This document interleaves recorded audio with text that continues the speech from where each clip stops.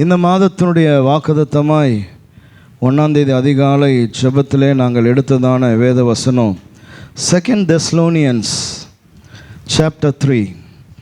2 தெசலோனிக்கேயர் 3ஆம் அதிகாரம்.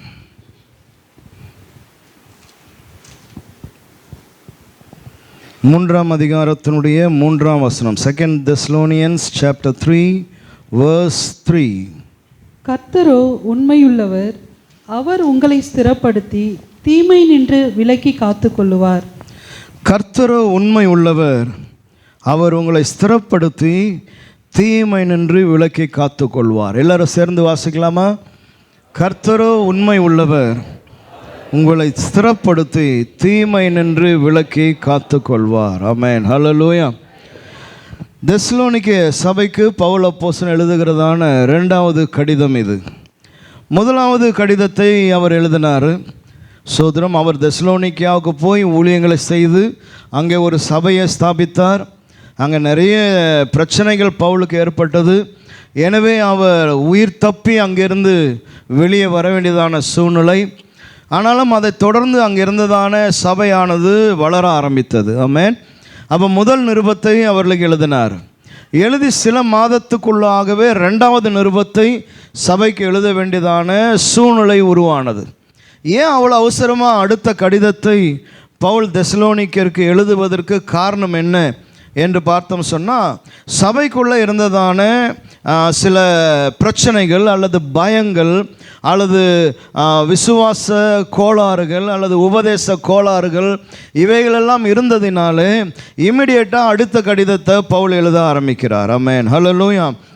3 அதிகாரம் பாருங்கள். 3 அதிகாரத்துலேயும் 3 காரியங்களை அவர் முக்கியத்துவப்படுத்தி பேசுகிறார். முதல் அதிகாரத்தில் பாருங்கள், உபத்திரவத்தின் மத்தியிலே கர்த்தரை நம்பி வாழுதல் என்கிற காரியத்தை தான் ஃபர்ஸ்ட் சாப்டரில் எழுதுகிறார். ஏன் அப்படி எழுதுகிறாருன்னு சொன்னால், அன்னைக்கு இருந்ததான சபை மக்கள் என்ன நினச்சிட்டாங்கன்னு சொன்னால், அவங்க நினைக்கல, சிலர் அந்த நினைப்பை அவர்களுக்கு ஊட்டிட்டாங்க. என்னென்னா, நம்ம இப்போ இருக்கிறத இன்னும் காலம்தான், ட்ரிபுலேஷன் பீரியடில் தான் நம்ம இருக்கிறோம், கிறிஸ்துவனுடைய ரகசிய வருகை வந்துடுச்சு, நம்ம உபத்திரவ காலத்தில் இருக்கிறோம், நம்ம கைவிடப்பட்டவர்களாய் நம்ம இருக்கிறோம் என்கிறதான காரியங்களை பவுல் எழுதுகிறது போலவே நிருபங்களை எழுதி இந்த தெசலோனிக்கே சபைக்கு என்ன பண்ணிட்டாங்க, அனுப்பிச்சிட்டாங்க. எனவே தெசலோனிக்காவில் இருந்ததான மக்கள் இப்போ என்ன நினைக்கிறாங்கன்னா, நாங்கள் உபத்திரவத்தில் இருக்கிறோம் என்ன நினைச்சு உபத்திரவத்தை கண்டு அவர்கள் பயத்தோடு கூட இருக்கிறாங்க. சுவிசேஷத்து நிமித்தம் இருந்ததான உபத்திரவம் அதை அவங்க எப்படி எடுத்துக்கொள்கிறாங்கன்னு சொன்னால், இதுதான் உபத்திரவ காலம் என்று நினைத்து கொண்டாங்க. எனவே அவர்களை தைரியப்படுத்துவதற்காகவும் கிறிஸ்துவனுடைய வருகைனா அது எப்படி இருக்கும் என்கிற காரியங்கள் எல்லாம் உபத்திரவத்தின் மத்தியிலையும் கர்த்தரை நம்ம நம்பி வாழணும் என்பதை ஃபர்ஸ்ட் சாப்டர்லேயும், 2வது சாப்டரில் கிறிஸ்துவின் வருகைனா அது எப்படி இருக்கும், அந்த வருகையை நினைத்து நம்ம பயப்பட வேண்டியது அல்ல என்கிற காரியத்தை குறித்தும் எழுதுகிறார். ஆமென், சோதரர். 2வது சாப்டரில் அவர் சொல்லும்போது சொல்கிறாரு, என்னை போலவே யாராவது உங்களுக்கு ஒரு நிருபத்தை அனுப்பிச்சாலும் நீங்கள் என்ன பண்ணிடாதீங்க, பயப்படாதீங்க. 2nd சாப்டர் 2nd verse படிங்க. ஒரு ஆவியினாலாவது வார்த்தையினாலாவது எங்களிடத்திலிருந்து வந்ததாய் தோன்றுகிற ஒரு நிருபத்தினாலாவது கிறிஸ்துவனுடைய நாள் சமீபமாக இருக்கிறதாக சொல்லப்பட்டால், அப்போ ஒரு நிருபத்தை எங்களிடத்திலிருந்து தோன்றுகிற ஒரு நிருபமாவது. அப்போ பாருங்கள், மனுஷன் எப்படி இருக்கிறான் பாருங்கள். பவுலுடைய சைன் போட்டு என்ன பண்ணுறான், ஒரு கடிதத்தை சபைக்கு எழுதி அதை வாசிக்கிற ஜனங்கள் பல விதத்தில் என்ன பண்ணுறாங்க, பயந்து பலவிதமான நிர்பந்தமான நிலைக்கு அவங்க ஆளாக்கப்படுறாங்க. சோத்திரம். ஆமென். இயேசு கிறிஸ்து மரிச்சற்பாடு இயேசு கிறிஸ்துவை குறித்து நிறைய பேர் என்ன பண்ணாங்க, புக்ஸ் எழுதுனாங்க. சோத்திரம். ஆமென். அப்போது மனிதர்கள் பல விதம் பல ரகங்கள். மொட்டை கடிதாசி போடுற மனுஷன்லாம் இருப்பான் இல்லையா, பேரை எழுதாமல் என்ன பண்ணிவிடுவான், மொட்டை கடிதாசி போட்டு அனுப்புவான். சோத்திரம். இந்த மாதிரி மனுஷர்கள் எல்லாம் பூமியில் உண்டு. அப்போது இங்கேயும் பொய் நிருபத்தை அனுப்புகிறாங்க. பொய் நிருபத்தை அனுப்பிச்சு ஜனங்களை பயமுறுத்துகிறாங்க.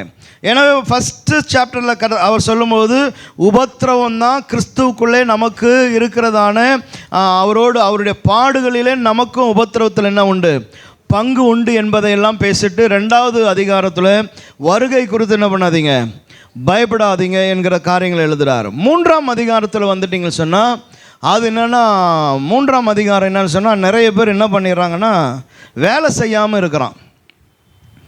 ஏன் வேலை செய்யாமல் இருக்கிறான்னு சொன்னால், கர்த்தருடைய வருகை சமீபமாக வந்துடுச்சு, வரப்போகுது, அதனால் நம்ம பெருசாக என்ன பண்ண தேவையில்ல, ஒன்றும் பண்ணிக்க வேணான்னு சொல்லி அவன் ஒரு வேலையும் பண்ணாமல் சும்மாவே உட்கார்ந்து இருக்கிறாங்க. இந்த ரிப்போர்ட்டும் பவுலுக்கு போகுது. எனவே பவுல் அதை கண்டித்து என்ன பண்ணுறாரு, 3rd சாப்டரில் மெயினாக அதை தான் எழுதுறாரு. ஸ்தோத்திரம், ஆமென், ஹல்லேலூயா. நீங்கள் என்ன பண்ணணும், வேலை செய்யணும். 10ஆம் வசனம் 3:10 பாருங்கள். ஒருவன் வேலை செய்ய மனதில்லாதிருந்தால், ஒருவன் வேலை செய்ய மனதில்லாதிருந்தால் அவன் சாப்பிடவும் கூடாது. ஸ்தோத்திரம். நிறைய வார்த்தைகள் அங்கே இருக்கும். 8ஆம் வசனம், ஒருவனிடத்தில் இலவசமாய் சாப்பிடாமலும் உங்களில் ஒருவனுக்கும் பாரமாக இராதபடிக்கு இரவும் பகலும் பிரயாசத்தோடு வருத்தத்தோடு வேலை செய்து சாப்பிட்டேன். அவர் தன்னை குறித்து பேசுகிறாரு. அப்போ சொல்கிறாரு, வேலை செய்யாமல் கர்த்தருடைய வருகை இருக்குதுன்னு சொல்லிட்டு நீங்கள் சோம்பேறித்தனமாக சும்மா என்ன பண்ணக்கூடாது, இருக்கக்கூடாது என்பதையும் சபைக்கு தெரியப்படுத்துகிறார். ஆமென், சோதரம். இன்றைக்கி இருக்கிற ஒரு டேஞ்சர் அதுதான். நிறைய வாலிப பிள்ளைங்களை பார்க்கோம் சொன்னால் வேலை செய்யாமையே இருக்கிறாங்க. ஆமென், சோத்திரம், ஹல்லேலூயா. சிலருக்கு வேலைக்கு போகிறதுக்கு பிடிக்க மாட்டேங்குது. சோத்திரம். சிலருக்கு மனைவி அனுப்பிச்சிட்டு இவங்க வீட்டில் உட்காந்துக்கலாமான்னு நினைக்கிறாங்க. ஆமென். இப்படி நிறைய வித்தியாசமான மனிதர்களை நம்ம என்ன பண்ணுறோம், பார்க்குறோம். சோத்திரம், ஆமென், ஹல்லேலூயா. அதனால் எந்தெந்த காலத்தில் என்னென்ன காரியங்களை செய்யணுமோ அந்தந்த காலத்தில் அந்தந்த காரியங்களை என்ன பண்ணி ஆகணும், செய்தான் ஆகணும். சோத்திரம், ஆமென். ஒரு பருவம், ஒரு வயது வருமானால் நீ வேலை செய்து உழைத்து நீ சம்பாதிக்கணும். ஆமென், ஹல்லேலூயா.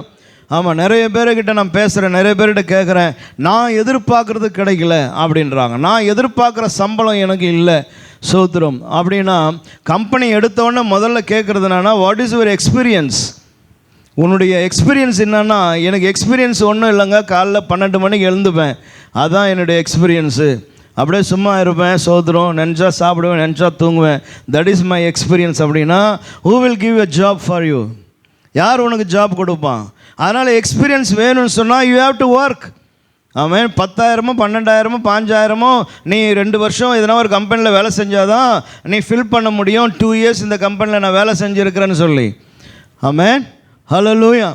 அதனால் நீ பிஇ முடிச்சுட்ட அப்படின்றதுனால எடுத்தவொடனே உனக்கு 50,000 60,000 70,000 1,00,000 சம்பளம் யாரும் என்ன பண்ண போகிறதில்ல, தரப்போகிறது கிடையாது. இந்தியாவில் பிஇ முடித்தவனுக்கு இந்தியாவில் சம்பளம் 12,000 தான், அவ்வளோதான். சோதரம், ஆமென். அப்போ கொஞ்சம் கடினமாக தான் இருக்குது, கஷ்டமாக தான் இருக்குது. ஆனாலும் உழைச்சாதான் இன்னும் உண்டு, சம்பளம் உண்டு. சோதரம். இவன் எல்லாவனும் உழைக்காமலே உட்காந்து இருக்கிறான், இயேசுநாதர் வந்துடுவார்னு சொல்லி.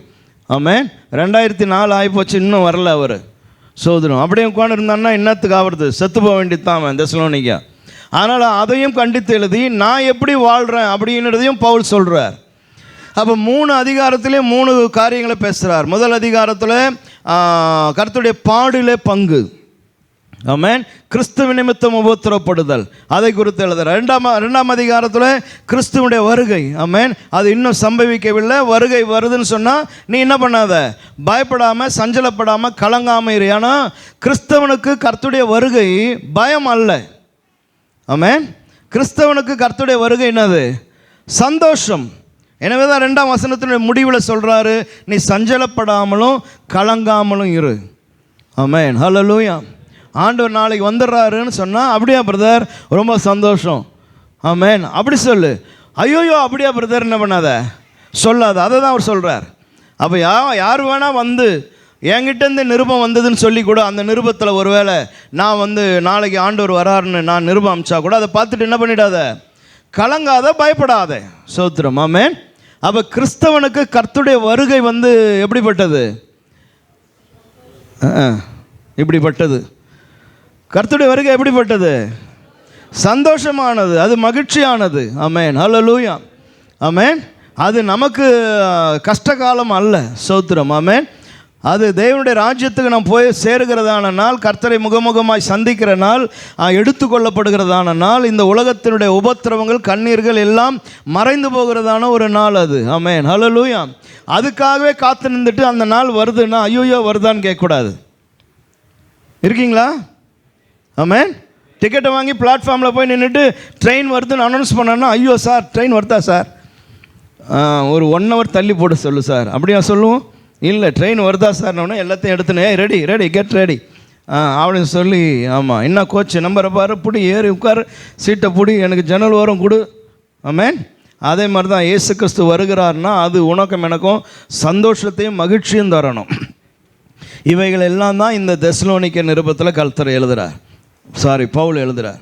அப்போ நம்ம வாசித்திருக்கிறதான 3ஆம் அதிகாரம் 3ஆம் வசனத்தில் அவர் சொல்லும்போது கர்த்தரோ உண்மை உள்ளவர். எல்லாரும் சொல்லுங்கள், அற்புதமான ஒரு வார்த்தை. ஆமென், ஹல்லேலூயா. கர்த்தரோ உண்மை உள்ளவர். ஆமென், அவர் ஃபெய்த்ஃபுல் காட். சோத்திரம். ஆமென். இது என்னத்தை ஜனத்துக்குள்ளே தருதுன்னு சொன்னால் ஆமென், ஹல்லேலூயா, தேவனுடைய கேரக்டர். ஆமென், அவருடைய மாறாத நம்பிக்கை, அவர் மாறாத குணம். ஆமென், அன்சேஞ்சிங் அண்ட் ட்ரஸ்ட்வர்தி. ஆமென், அவருடைய நேச்சர் எப்படி இருக்குன்னா இஸ் ட்ரஸ்ட்வர்தி. அவர் என்னெல்லாம் சொல்லி இருக்கிறாரோ அவைகளெல்லாம் நடக்கும், நீ பயப்படாத, அவர் உண்மை உள்ளவர். ஆமென், ஹல்லேலூயா. அந்த தைரியத்தை தான் சபை மக்களுக்குள்ளே பவுல் கொடுக்கணும்னு விரும்புகிறார். உன் காதுகள் அல்லது உன் கண்கள் பல நிருபங்களை பார்க்கலாம், பல விஷயத்தை கேள்விப்படலாம். ஆனால் கர்த்தர் நீ ஆராதிக்கிற அல்லது நான் சொல்லி கொடுத்திருக்கிற அந்த தேவன் அவர் உண்மை உள்ளவர். Is faithful God. ஆமென். அவர் என்னெல்லாம் சொல்லி வைத்திருக்கிறாரோ, என்னெல்லாம் செய்வன் என்று சொல்லியிருக்கிறாரோ அவைகள் எல்லாம் உனக்காய் அவர் செய்து முடிக்கிற அற்புதமான உண்மை உள்ளதான ஒரு தேவன் அவர் என்கிறத ஆணித்தரமாய் அழுத்தமாக தெசலோனிக்க சபைக்கு பவுல் சொல்லுகிறார். இந்த காலையிலையும் விளங்கி கொள்ளணும். ஆமென். மாறுகிறதான உலகம், மாறுகிறதான மனிதர்கள் எல்லாமே மாறும். ஆமென். ஆனால் எது என் வாழ்க்கையில் மாறாது என்று சொன்னால், என் தேவன், நான் ஆராதிக்கிற கர்த்தர் அவர் மாறுகிற தேவன் அல்ல, அவர் பொய் சொல்லுகிற தேவன் அல்ல, அவர் மனுஷன் அல்ல, அவர் மனம் மாறுகிறவர் அல்ல, அவர் தன் காரியங்களை திருப்பி கொள்ளுகிறவர் அல்ல, அவர் உண்மை உள்ளவர், அவர் ஃபெய்த்ஃபுல் காட். ஆமென், சோத்ரம், ஹல்லேலூயா. அப்போது தேவனை நான் வழிபடணும்னு சொன்னால் அந்த தேவன் இந்த குணத்தோடு கூட இருக்கணும். சோத்திரம். அப்போ தான் நான் அவரை நம்ப முடியும்.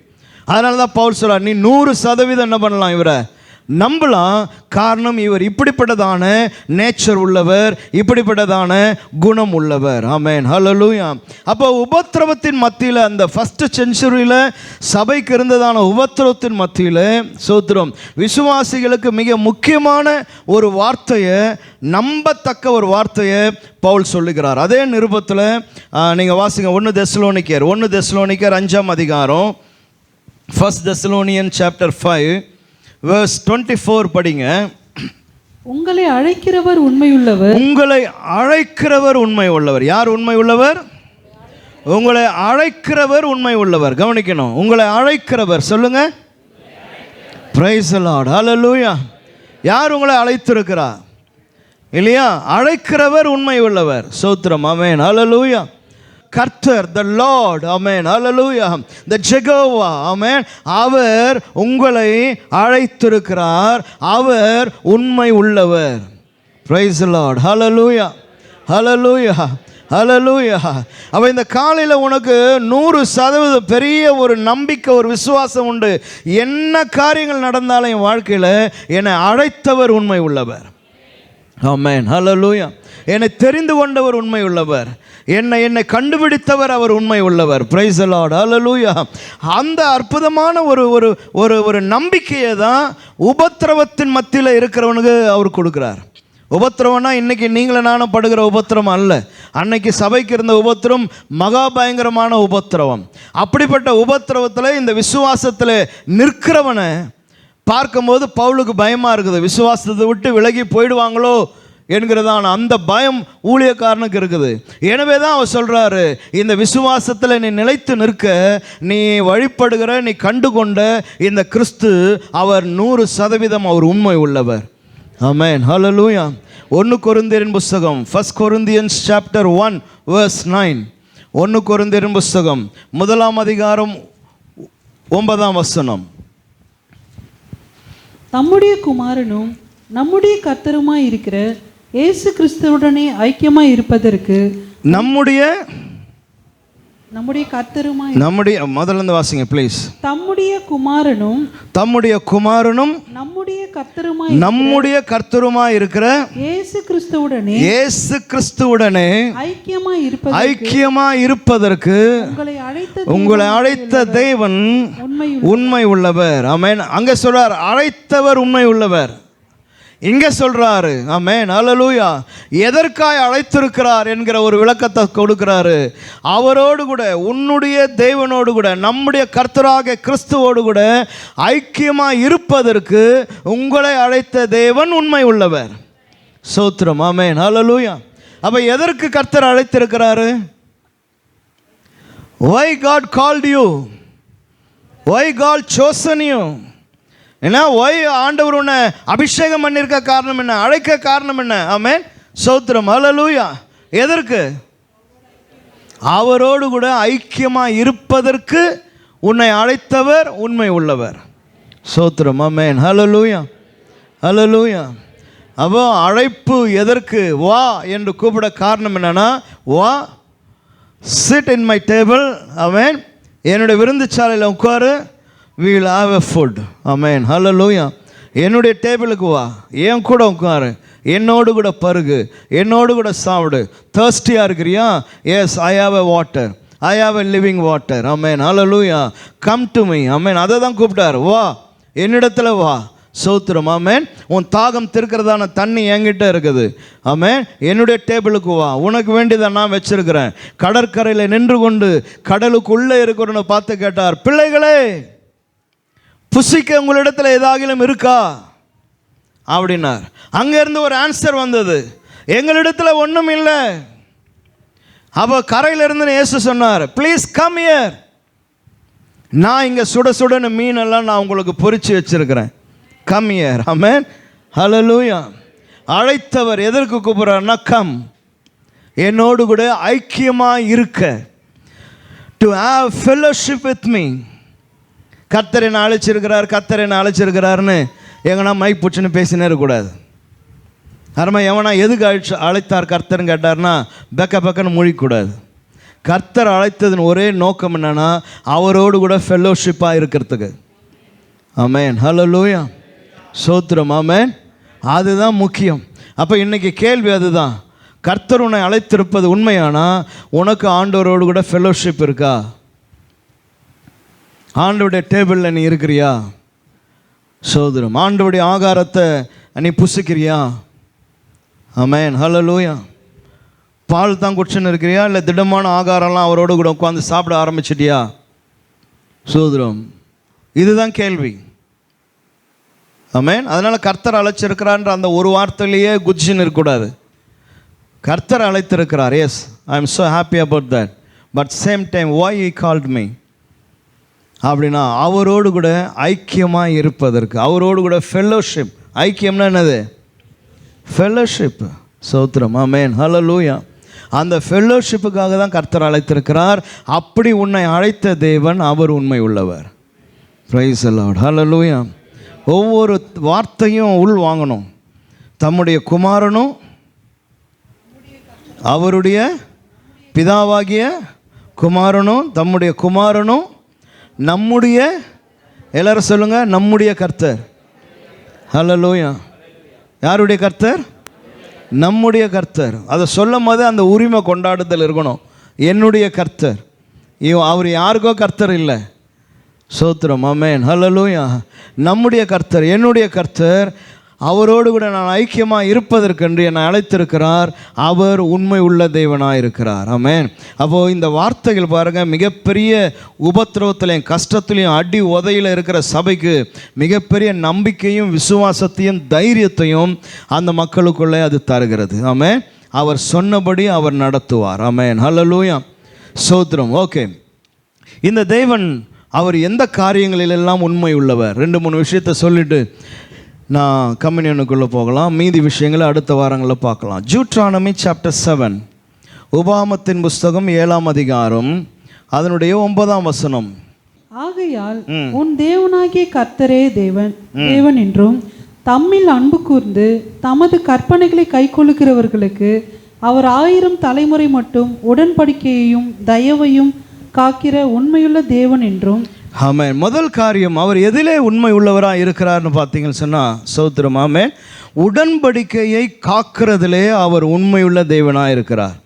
உடன்படிக்கையும் தயவையும் காக்கிற உண்மை உள்ள தேவன். எல்லாரும் சொல்லுங்க, உடன்படிக்கையும் தயவையும் காக்கிற உண்மை உள்ள தெய்வம். கர்த்தர் பாருங்க, ஆதி காலம் முதற்கொண்டு மனுஷனோடு கூட அவர் உடன்படிக்கை செய்கிறார். ஆமென். ஹல்லேலூயா.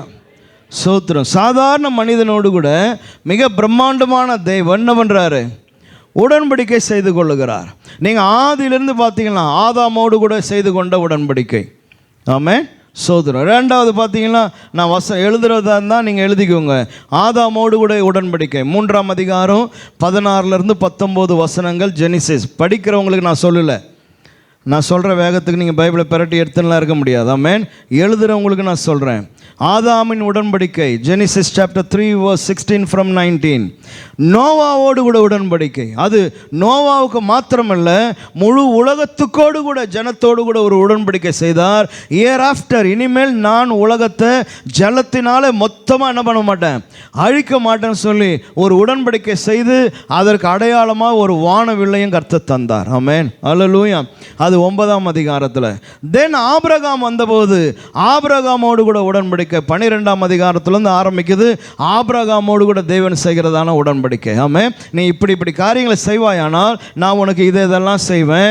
இதுதான் நம்ம 2 பேருக்கு இருக்கிறதான உடன்படிக்கை. சோத்திரம். அப்போ கர்த்தர் என்னை அழைத்திருக்கிறவர் யார் அப்படின்னா அவர் உடன்படிக்கையின் தேவன். அந்த உடன்படிக்கையிலே அவர் உண்மை உள்ளவராக இருக்கிறார். ஆபிரகாம் முடிஞ்சவன இஸ்ரவேலைட்ஸ், மிகப்பெரிய இஸ்ரவேல் கோத்திரம். அந்த இஸ்ரவேலர்களோடு கூட அவர் உடன்படிக்கை பண்ணுகிறார். மோசையை கொண்டு கற்பனைகளை தருகிறார். இந்த காரியங்கள் எல்லாம் நீ ஃபாலோ பண்ணினா நான் இந்த நன்மைகள் எல்லாம் நான் உனக்கு செய்வேன். ஆமென். அல்லேலூயா. அதுதான் இஸ்ரவேலரோடு செய்து கொண்டதான உடன்படிக்கை. அது உபாகமம் 30ஆம் அதிகாரத்தில் வாசிக்கிறோம். அடுத்தது மோசையை கொண்டு கர்த்தர் உடன்படிக்கை ஜூட்ரானமி சாப்டர் 11. தாவீதோடு கூட உடன்படிக்கை 2 சாமுவேல். அதில் தாவீதோடு கூட கர்த்தர் உடன்படிக்கை பண்ணுகிறார். ஆமா, புதிய ஏற்பாட்டு சபை உன்னோடு கூட என்னோடு கூட கர்த்தர் உடன்படிக்கை பண்ணுகிறார். அது ஜெர்மையா சாப்டர் 31 கர்த்தர் புது உடன்படிக்கை. என்ன உடன்படிக்கை? ஆமாம், நியூ கவர்னன்ட். எல்லா பழைய கவர்னன்ட்டும் என்னாச்சு? எல்லாம் போச்சு. ஆண்டவர் சொன்னார் அதெல்லாம் தூக்கி போடு. ஏன்னா அந்த கவர்னன்ட்டெல்லாம் நீங்கள் கை கொள்ளலை. இன்றைக்கி நான் ஒரு புது கவர்னன்ட்டை எழுதுகிறேன். ஆமென். அது கற்பலகைகளில் அல்ல, நான் உன் இருதயத்தில் எழுதுகிறேன். ஆமென். யார் ஒருவன் என்னை விசுவாசிக்கிறானோ, யார் ஒருவன் என்னை ஏற்றுக்கொள்ளுகிறானோ அவனோடு கூட நான் இருப்பேன். ஆமென். அல்லேலூயா. ஒரு புதிய கவர்னன்ட். ஆமென். அந்த உடன்படிக்கை ஏற்றுக்கொண்டு தான், அவரோடு கூட உடன்படிக்கை செய்து கொண்டு தான் இந்த காலையில் நீங்களும் நானும் இங்கே உட்கார்ந்து கொண்டு இருக்கிறோம். இருக்கீங்களா? அல்லேலூயா. சோத்திரம். நான் சத்தியமாக என்றைக்குமே செய்யலை எங்கள் உடன்படிக்கை. என்கிட்ட அவர் எங்கெங்கே வந்து உடன்படிக்கை செஞ்சார்னா, நீ என்னைக்கு இயேசு ஏற்றுக்கொண்டையோ அதுதான் நீயும் அவரும் செய்து கொண்ட உடன்படிக்கை. ஆமென். ஹல்லேலூயா. யார் ஒருவன் இருதயத்தில் விசுவாசித்து நாவினாலே அறிக்கை செய்கிறானோ அவன் ரட்சிக்கப்படுகிறான். இலவசமான ரட்சிப்பு, கிருபையினாலே மீட்பு. ஆமென். அந்த உடன்படிக்கையை ஜெரமியாவை கொண்டு கர்த்தர் எழுதினார். அப்போ கர்த்தர் பாருங்க, உடன்படிக்கையை முறித்து போடுகிற தெய்வன் அல்ல. ஆனால் எல்லா இடத்துலையும் உடன்படிக்கையை உடைத்து போட்டது யாருன்னா மனுஷர்கள் தான். எங்கேயும் ஆண்டவர் என்ன பண்ணல, உடன்படிக்கையை மீறி போல. ஆனால் மனுஷர்கள் தான் உடன்படிக்கையை மீறி போனார்கள். சோதனம். ஆனால் கர்த்தர் உடன்படிக்கையின் தேவன். அவர் உடன்படிக்கையிலே உண்மை உள்ளவர். Praise the Lord. அல்லேலூயா. எந்தெந்த உடன்படிக்கைகளெல்லாம் இதை நீ செஞ்சினா நான் உன்னை இப்படி நடத்துவேன்னு சொன்னாரோ அங்கெல்லாம் யார் அதை செஞ்சானோ அவனை எல்லாம் உடன்படிக்கையின்படி கர்த்தர் ஆசீர்வதிச்சார். ஆமென். அல்லேலூயா. எங்கெல்லாம் உடன்படிக்கையில் நீ இப்படி பண்ணினா நான் உனக்கு இதை செய்வேன், இந்த தண்டனை கொடுப்பேன்னு சொன்னாரோ அதே மாதிரி ஜனம் கர்த்தரை விட்டு விலகின போது அவர் சொன்னபடியே தண்டனையும் என்ன பண்ணார்? கொடுத்தார். ஆனால் நியூ டெஸ்டமெண்ட் வந்தபோது, புது உடன்படிக்கை வந்தபோது, ஆமென், அது கிருபையின் உடன்படிக்கையாக இருக்கிறதுனால, ஆமென், அல்லேலூயா, நீ நானும் தண்டனையிலேருந்து தப்பிச்சுன்னு இருக்கிறோம். ஆமென். அல்லேலூயா. சோதரன். ஆனால் அவர் உடன்படிக்கையின் தேவனாக இருக்கிறார். உடன்படிக்கையை உடைக்கிறதும் உடன்படிக்கையை மீறுகிறதும் நீங்களும் நானும் தான். ஆனால் அவர் உடன்படிக்கையில் உண்மை உள்ள கர்த்தர். Praise the Lord. அல்லேலூயா. அப்போ நம்பர் 1, நான் ஆராதிக்கிற கர்த்தர் அல்லது என்னை அழைத்ததான தேவன் எதிலே அவர் உண்மை உள்ள தேவனாக இருக்கிறார்னு சொன்னால் என்னோடு கூட அவர் செய்து கொண்ட உடன்படிக்கையில் அவர் உண்மை உள்ள தேவனாக இருக்கிறார். எபேசியர் நிருபம் 2ஆம் அதிகாரம் 8ஆம் வசனம் 9ஆம் வசனத்தை வாசிங்க. எபேசியர் எபேசியன்ஸ் சாப்டர் 2 verse 8 and 9. கிருபையினாலே விசுவாசத்தை கொண்டு ரட்சிக்கப்பட்டீர்கள். இது உங்களால் உண்டான கிருபையினாலே விசுவாசத்தை கொண்டு ரட்சிக்கப்பட்டீர்கள். இது உங்களால் உண்டானது, இது உங்களால் உண்டானது அல்ல. சோத்திரம், ஆமென். அப்ப ரட்சிப்பு நம்மளால் உண்டானது அல்ல, அது கிருபையினாலே உண்டானது. இது தேவனுடைய ஈவு, ஒருவரும் பெருமை பாராட்டாதபடிக்கு இது கிரியைகளினால் உண்டானதல்ல. இது கிரியைகளினாலே உண்டானது அல்ல. ஒருத்தன் கிரியை செஞ்சு ஒன்றுத்தை அவன் சம்பாதிப்பானால் அவன் பெருமை பாராட்ட அதில் இடம் உண்டு.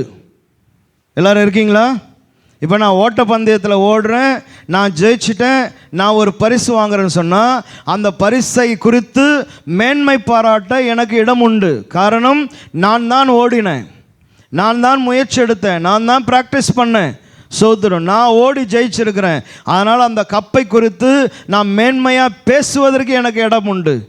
ஆனால் இன்னைக்கு சால்வேஷனை குறித்து நான் மேன்மையாக பேச என்னிடத்தில் ஒன்றும் இல்லை.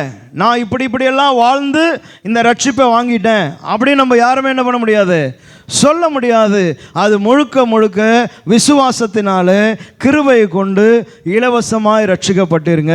இது நம்முடைய கிரியை அல்ல. அப்போ ஏன் இதை கர்த்தர் தந்தார்னா, ஒருவனும் மேன்மை பாராட்டாதபடிக்கு.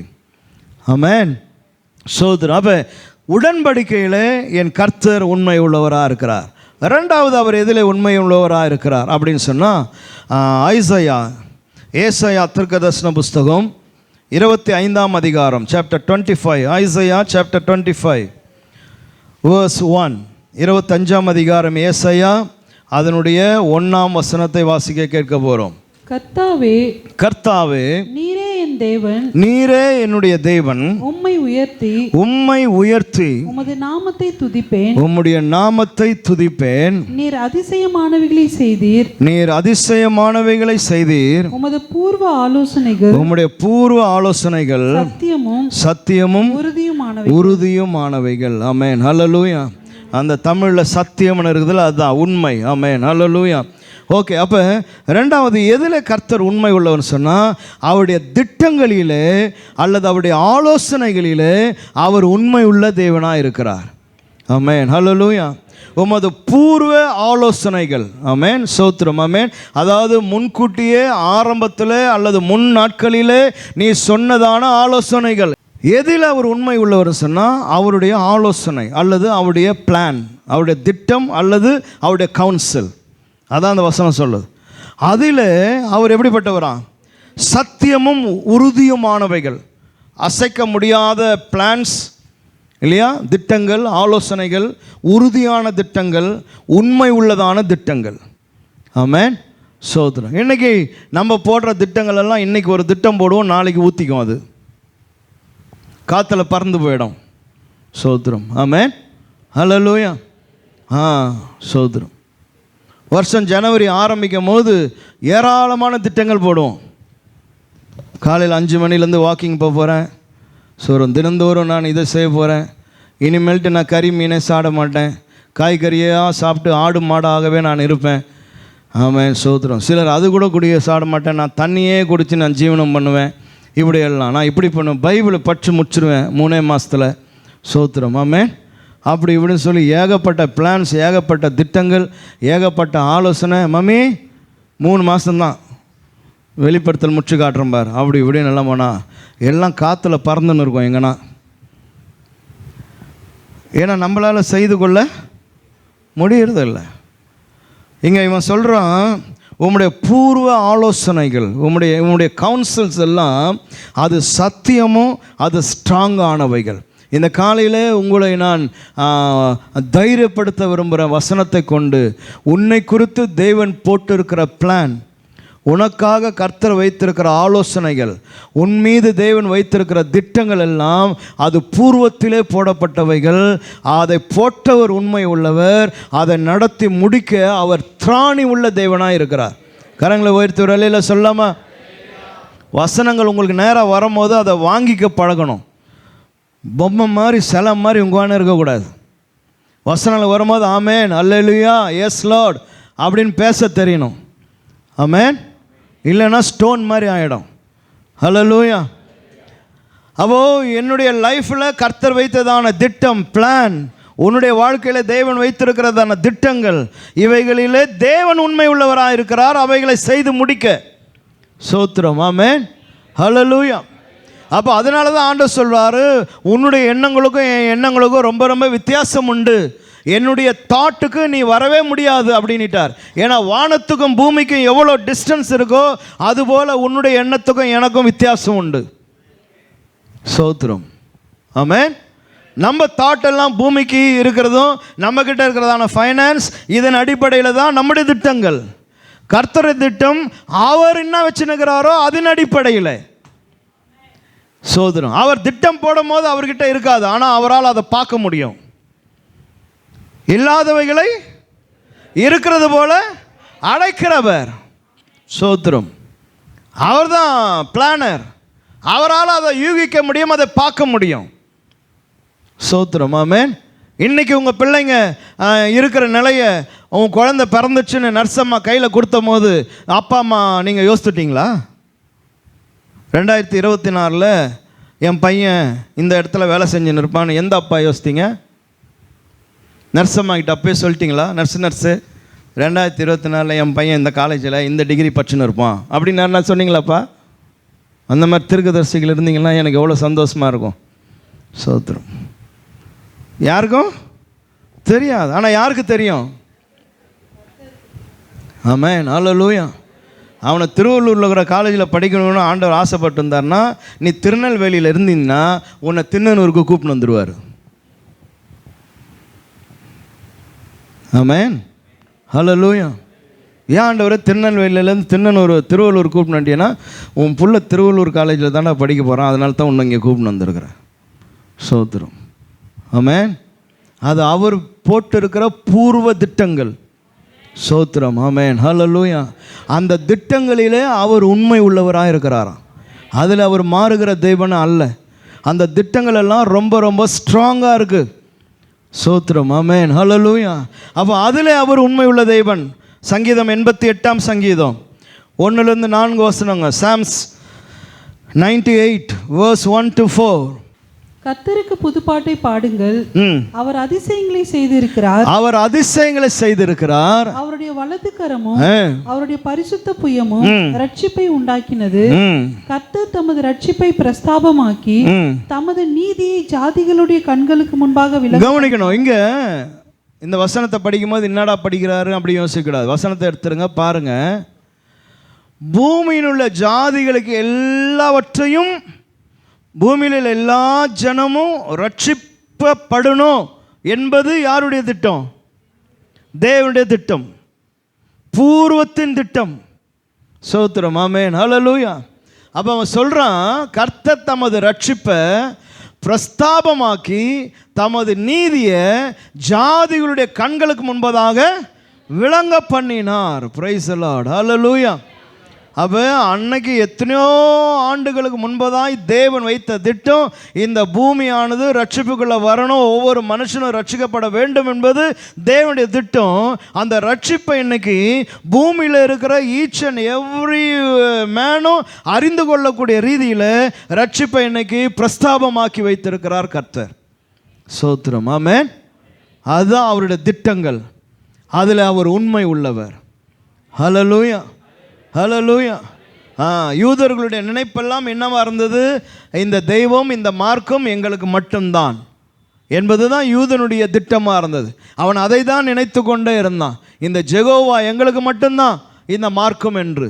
ஆனால் படார்னு ஆண்டவர் உடைத்தார். ஒரு நாளில் இந்த சுவிசேஷம் எங்கும் பரவ ஆரம்பித்தது. ஆமென். சமாரியா ஸ்திரீனிடத்தில் பேசும்போது ஆண்டவர் சொல்கிறாரு, எங்கும் பிதாவை தொழுது கொள்ளுகிற காலம் வரும்.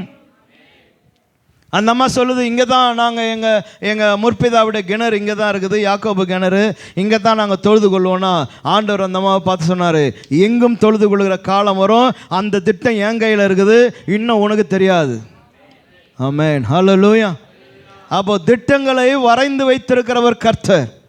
ஸ்தோத்திரம், ஆமென், ஹல்லேலூயா. அந்த திட்டங்களில் உண்மை உள்ளவர் அவர். அதுதான் வசனம் சொல்லுது, அவர் இஸ் ஃபெய்த்ஃபுல். எதுலன்னா அந்த திட்டங்களை நிறைவேற்றுவதில்லை, அது உறுதியான திட்டங்கள். ஆமென். வாசிங்க அந்த வசனங்களை. அவர் இஸ்ரவேல், 3ஆம் வசனம், அவர் இஸ்ரவேல் குடும்பத்துக்காக தமது கிருபையையும் உண்மையும் நினைவு கூர்ந்தார், பூமியின் எல்லை எல்லாம் தமது தேவனுடைய ரட்சிப்பை கண்டது. 4ஆம் வசனம், பூமியின் குடிகளே நீங்கள் எல்லாரும் கர்த்தரை நோக்கி ஆனந்தமாய் ஆர்ப்பரித்து முழக்கமிட்டு கம்பீரமாய் பாடுங்கள். காரணம், இன்னைக்கு எல்லாருக்கும் சுவிசேஷம் இருக்குது, எவனுமே சொல்ல முடியாது எனக்கு தெரியாது. ஏன்னா இயற்கைகள் சொல்லுதான் தேவன் உண்டு என்று. அதான் வசனம் சங்கீதத்தில் எழுதலாம், இயற்கைகள் சொல்லுது தேவன் இருக்கிறார் என்று. ஆமென், ஸ்தோத்திரம், ஹல்லேலூயா. எனவே இந்த காலையில் நீ ஆராதிக்கிற தேவன் உண்மை உள்ளவர். எதிலே? உடன்படிக்கையில் உண்மை உள்ளவர். நம்பர் 2, அவருடைய திட்டங்கள் எல்லாம் உண்மை உள்ளவைகள். ஆமென், ஸ்தோத்திரம், ஹல்லேலூயா. 3வது காரியம், 1 தெசலோனியன்ஸ் 1 தெசலோனிக்கேர் 5ஆம் அதிகாரம், 1 தெசலோனிக்கேர் 5ஆம் அதிகாரம், அதனுடைய 23ஆம் வசனம் 24ஆம் வசனம். சமாதானத்தின் தேவன் தாமே உங்களை முற்றிலும் பரிசுத்தமாக்குவாராக. உங்கள் ஆவி, ஆத்துமா, சரீரம் முழுவதும் நம்முடைய கர்த்தராகிய இயேசு கிறிஸ்து வரும்போது குற்றமற்றதாய் இருக்கும்படி காக்கப்படுவதாக. உங்களை அழைக்கிறவர் உண்மையுள்ளவர், அவர் அப்படியே செய்வார். 3வது, உண்மை உள்ள தேவன் ஒன்றை செய்வாராம், அப்படியே செய்வார். என்ன செய்வார் அப்படின்னா, அழைத்ததான கர்த்தர் எதற்கு அழைத்திருக்கிறார்? அவரோடு கூட ஐக்கியமாக இருப்பதற்கு. அழைப்பினுடைய முடிவு என்ன? என்னுடைய அழைப்பு எப்போ முடிய போகுது? இந்த பூமியில் கிறிஸ்து வருகையிலே முடிய போகுது. அவரை சந்திப்பது தான் அந்த அழைப்பினுடைய முடிவு. ஆமென். அதற்காக தான் என்னை அவர் தெரிந்து கொண்டு இருக்கிறார், உங்களை அவர் தெரிந்து கொண்டு இருக்கிறார். எங்கே கொண்டு போய் சேர்க்கணும்? தேவனுடைய ராஜ்யம் கொண்டு போய் சேர்க்கணும். மனவாட்டியாக மாற்றிருக்கிறார். ஆமென், ஹல்லேலூயா. அப்போ தேவனுடைய ராஜ்யத்தை நோக்கி என்னால் என்ன பண்ண முடியாது? போகிறதுக்கு முடியாது. ஸ்தோத்திரம், ஆமென், ஹல்லேலூயா. ஆமாம், நான் என்ன முயற்சி பண்ணாலும் போய் சேர்ந்துக்க முடியாது. எனவே அவர் சொல்கிறார், சமாதானத்தின் தேவன் தாமே உங்களை முற்றிலும் பரிசுத்தமாக்குவாராக. யார் ஆக்குவார்? அந்த உண்மை உள்ள தேவன், அழைத்ததான தேவன் உன்னையும் என்னையும் முற்றிலும் என்ன பண்ணுவாராம்? பரிசுத்தமாக்குவாராக.